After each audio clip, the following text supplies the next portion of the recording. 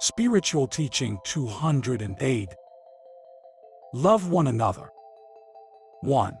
You have awakened with the echo of my word, and you have come from distant nations, peoples and regions, by a long path of vicissitudes, with the desire to find the Master. 2. You have opened your heart like a clean book, so that this teaching may be written on it. Some have presented to me his understanding, in which I have also written my word, waiting for the heart to be sensitized, because this light will penetrate to the spirit, where it will find a home from which it will never leave. 3. Never has my word been so clear and extensive as in this third era, when I have come to humanize it. My word makes you understand what I gave you in the past 2 ages. All my doctrine is enclosed in 2 precepts that I bequeath to you from the beginning. You shall love God with all your heart and spirit, and you shall love your neighbor as yourself. Later Jesus came to say, love one another. Now I come to continue my teachings, to finish my work among you, in fulfillment of my promise to return. 4. I did not appear at this time in the bosom of any church, because I came in search of my temple that exists in your heart. The solemnity of the liturgies, the splendor of the religious rites are not what attract my spirit nor signify my church. 5. In the second era, the princes and the priests awaited the birth of the Messiah in the bosom of their church. However, I was not born among them, because I found the stable in Bethlehem cleaner. I found more love among the shepherds and more mercy in the harsh winter. This is why the theologians of that time were confused and why kings persecuted me from my birth to my death. 6. Today theologians are again confused before my new coming, because the prophecies and announcements of it have not been correctly interpreted. 7. From the beginning my advent has been questioned despite the fact that I have given you proofs, testifying of myself. And in this way I have raised faith in the hearts of my people. 8. Great crowds of disciples have risen at this time, but being so great, they do not possess the faith and strength that those 12 who followed me in the second era had. And what are you going to do after my departure? You all know that I am speaking to you within the last 3 years of the teaching that you will receive through human understanding. If you truly understood me, you would have the certainty that I am eternally with you, that eternally I speak to you. But who are those who are preparing to feel my divine presence and to hear my voice? Who will reach by 1950, the time marked for my departure, with enough spirituality to communicate with the teacher without the spokesman? 9.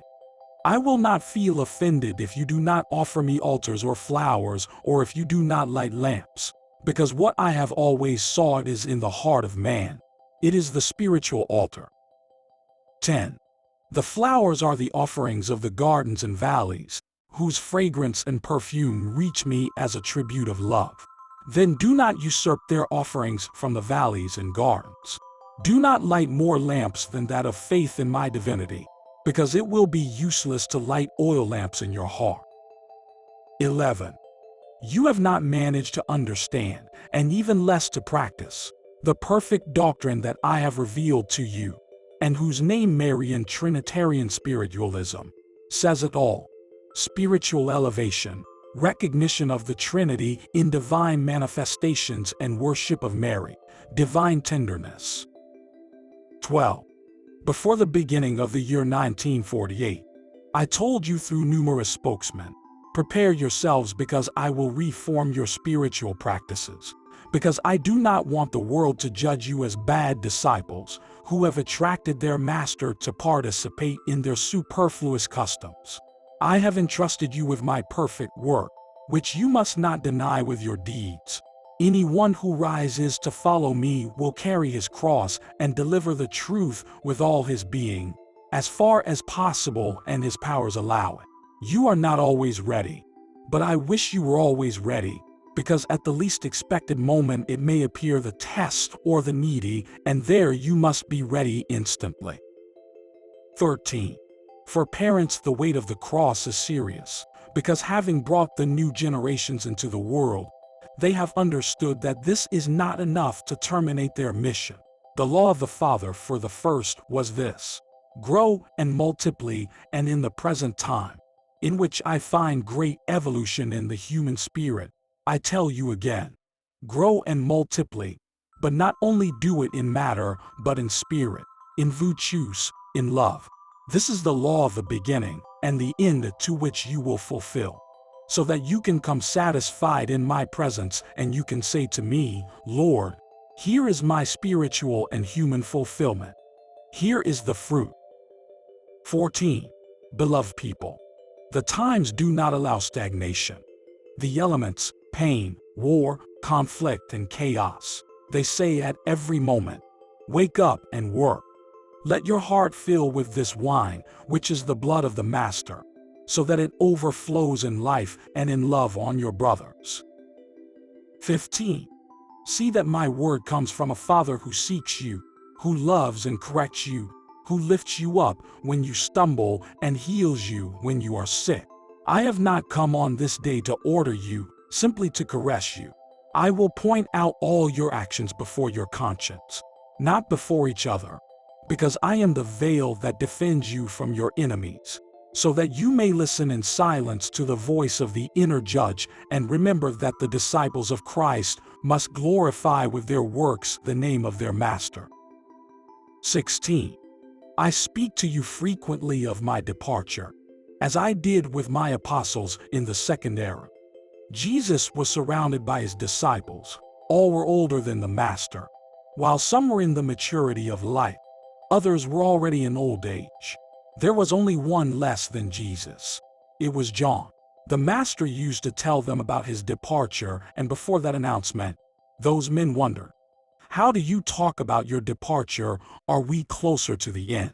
And it is that the disciples could not understand how that man, all life, everything love and strength, could die to the world. They could not conceive that he who came from the Father could stop living. But Jesus kept talking about his departure. He kept saying goodbye, making those hearts get used to the idea of separation and understand that they should take advantage of the time and store that precious seed in their hearts.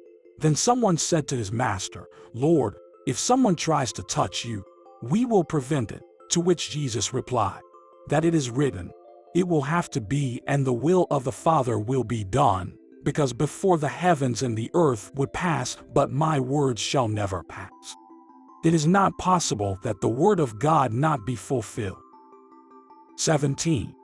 And the disciples, downcast and sad, listened and inwardly asked themselves, what could they do when he no longer is among them? How could they fight alone among humanity? How could they give light to the blind, cleanse the leper, raise the dead, and convert the sinner? The Master read their thoughts and on one occasion said to them, you will remain in my place like sheep among wolves. But if you believe in me and remain on the path, you will not perish. 18. My passion was consummated. My word was fulfilled, and my apostles felt weak in their spirits and their faith. When they saw Jesus sweating blood in the Garden of Olives, as if he were afraid of men, he who had power in his hand, before the shouting of the mobs, they thought that the Master could silence them, since the possessed themselves had been silenced. And when the impious hands fell on the rabbi to apprehend him, the astonished disciples asked, Lord, why have you let yourself be apprehended like any wrongdoer? If there is no fault in you, then they hate abandoning their Lord. But Christ continued to teach as God and as man, because he wanted to be man in order to give the perfect example and to feel the human pain. And in him were all the anguish, all the loneliness, received about his body all the ingratitude and blasphemies, and the last hour arrived. 19. From the top of the tree, his eyes searched the crowd for his friends, his disciples, those who had lived with him and that loved him and followed on the roads. But those were not in the last moment. I did not see them. Only John, the youngest, was present accompanying the Master's mother. The disciple is he to whom he delivered his last message. and consecrated Mary in that instant, before humanity, as the universal mother. 20. Everything was consummated. 21. The disciples, united by weeping and mourning, sought comfort in Mary. But the Master in spirit became visible. He visited the mother and the holy women, who gave testimony to the apostles, of which they doubted. But Christ, wanting to show them that he was still among them, he also sought them out to manifest himself. 22. On a certain occasion the apostles were in a house. Thomas was not among them. While those men were given to memories, the Master penetrated through the walls of the bedroom, saying, "My peace be with you." The amazement of the disciples was indescribable, recognizing the accent of that unique voice to them. 23. The silhouette of Jesus disappeared, and the apostles, full of strength and joy, told Thomas the news. But he made fun of his brothers, and while he denied the testimony, the door of the room being found closed, the silhouette of Jesus again appeared, greeting them thus: "Peace be with you." Thomas, before the prodigy, first fearful and repentant later, he contemplated the silhouette of Jesus. But doubt tormented him. Then the Master said to him, "Come closer, Thomas. Sink your fingers in the wound on my side." And the incredulous and material disciple sank them and was able to contemplate through that wound the promised land. Thomas, then, fell at the feet of his Master and, prey to pain and repentance, confessed, "Lord, Lord, it is you." Yes, Thomas, you confess that it is I, because you have seen. Blessed are those who believe without seeing. 24. People, all that you are seeing now, I am announcing my departure at every moment. I am dematerializing you so that later you will not be unbelievers, ignorant or confused. 25. On the last day of my stay with you, I don't want to contemplate you messing your hair. I don't want your mouths to exclaim, "Why are you leaving, Master?" 26. I want in the final moment to see you wrapped in a mantle of spirituality, serenity, recollection, full of trust that I have not departed, that I am closer to you. 27. I have told you that every sinful and non-sinful eye will contemplate me. Some will spiritually see the silhouette of Jesus. Others they will feel my presence in their hearts. Others will perceive my light in their understanding, and others will see wonders in their wait. I will manifest in prayer and in trials. But it will not be necessary for you to contemplate the human form of Jesus, but rather feel in the spirit and in the heart. And there will be no mourning. There will be no emptiness or loneliness. There will be no grief or sobs. 28. I want you to unify when you leave, so that you gather all your spiritual forces, and with them you can supply what the Master gave you with his word. 29. When the true unification is made between you, there will be signs in heaven and earth, and nations will recognize it. 30. This is my lesson. This has been my word of love and teaching, a perpetual caress. 31. You must prepare more and more as the moment approaches us when I stop speaking to you through human understanding. You are seeking to saturate yourself with the spiritual force that my word imparts. Materialism is in its prime. Until now the world has lived without feeling or listening to me. There are very few of those who contemplate my light and progress on their path to live with spirituality.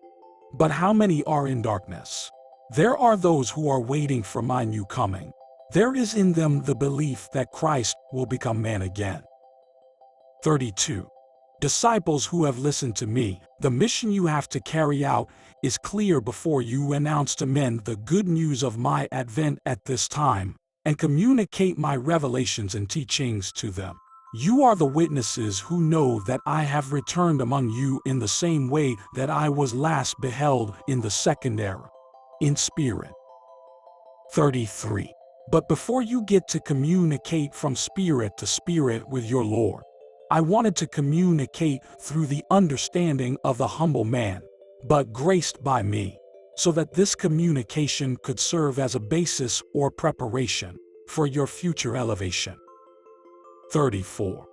Human science, with its development, is proof that the spirit has evolved, and although the way is different, in each era has been leaving the mark of its advancement. The day will come when the same science is collaborate in the progress of the spirit, because everything is destined for that purpose. I tell you that the true man of science is the one who, for the love of his fellow men, search the bowels of creation for its secrets, until you find the divine light. Whoever works this way will never be proud of his work. He will only consider himself an instrument of the Creator. For himself, he will never deny the existence of the Godhead. 35. There will also come a time when the religious confined in their cells will leave them, convinced of the uselessness of his retirement and his mysticism, will fight among humanity to fulfill the purpose for which they were created. In a word, they will put an end to spiritual stagnation, to embark on the path of progress. 36. The seed of spirituality is the seed of the third era, which I have been sowing among you. She will give humanity the secret to achieving a better life. 37. See how, due to the lack of spirituality, humanity is unknown and divided. It has created different paths that have separated one from the other. You are witnesses to that misunderstanding. 38.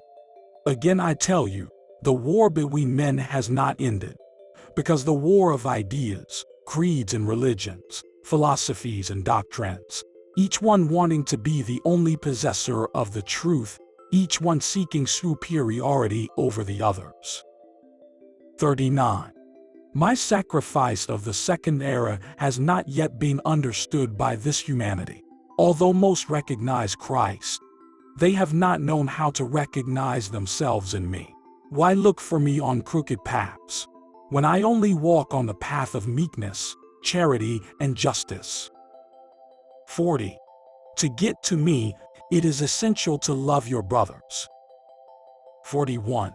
Today you still need ministers, judges, and teachers, but when your spiritual conditions and morals have risen, you will no longer need those staves or those voices. In each man there will be a judge, a guide, a teacher, and an altar.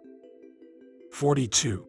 I want to contemplate a people without rights, regulations, or dogmas, who know how to lead the straight path and who live my doctrine of love. 43. I give you that freedom at this time, because you will no longer be subject to specific forms. Isn't this a new course, but a part of the same path that I had traced for you, but that you did not know? Study, penetrate my words, and you will recognize that there is truth in them. 44. I am love, and as love I give myself to you without imposing any conditions on you. In the moments that you are living, you need this incentive, this love that is found above all human affection. 45.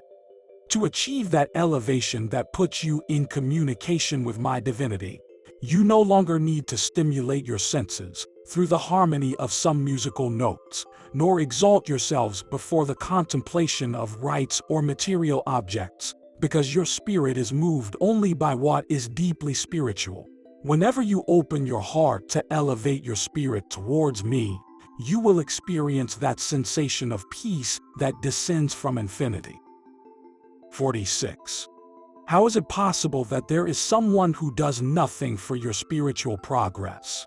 How can there be human beings who come to descend lower than the inferior or irrational beings? Being irrational does not sin, because he only limits himself to follow your own laws. On the other hand, man does sin because he carries within himself a spirit of light, a conscience, and a gift of intuition. 47. Among those called to fight in this work, there are also those who for a moment forget the path they have to follow. They forget the spiritual mark with which I have marked them, so that on their path, they leave only traces of peace and blessing. How can you descend from the scale on which I have placed you? This is why I continually descend to speak to you, so that my word, like a fine chisel, polish the rough edges of your heart, to make you understand that communion with God, you cannot do it if you do not stay away from the impure. Then, when you manage to superimpose your thought on everything superfluous and seek me in infinity, you will feel a strange sense of glory. That is why you will recognize that if you seek me this way, the charity of the Father does not take long to manifest itself in your spirit. 48. Certainly, in those moments you are not in the material world, although your body is on earth. The spirit has risen away from all material contact to penetrate into a different life and space. There it is where my Father's love is felt, where the peace and blessedness of my kingdom is felt. 49. To awaken that longing in the reluctant, I become the fool pilgrim until I make them feel good within their heart. That feeling that will make you carry out works that will bring you closer to me. When they have taken that step, they have contemplated the immensity of the field that stretches before their sight, inviting them to work and struggle. How much bliss they feel in their hearts, understanding everything that seeing they did not see and hearing they did not hear, because everything was confused and did not realize that they were called to carry out a noble and delicate mission. 50. I tell you all, when you come to identify with the Master, you will come to feel the misery of others as your own and to try to do with your brothers what you saw that I did with you. If for a moment you come to consider yourselves unworthy or clumsy, it will be enough that you feel charity and seek me, so that I do what you can't do. Everything is beginning. Although the task suddenly seems impossible, then the prodigy will come and faith will ignite. Then the hungry, the lepers, the rag, and the needy will begin to come to your door lost. Necessity in all its forms. But you must watch and pray, because temptation and seductions will stalk you, offering you the world in exchange for your spirituality. Those who try to confuse you with seemingly big words and ideas will also arrive. The pleasures they will tempt your flesh, trying to make it weaken your spirit. You will have to face everything, sometimes alone, sometimes in union with your brothers. Your weapons will be the preparation, the faith, the end you carry, the knowledge that you are acquiring from the Master. 51. Thus, if you are the losers of life, you will have become strong soldiers. You will have penetrated prepared to the time of struggle that you are living. Your spirit will not cower, because it will feel that it needs that fight to purify and rise.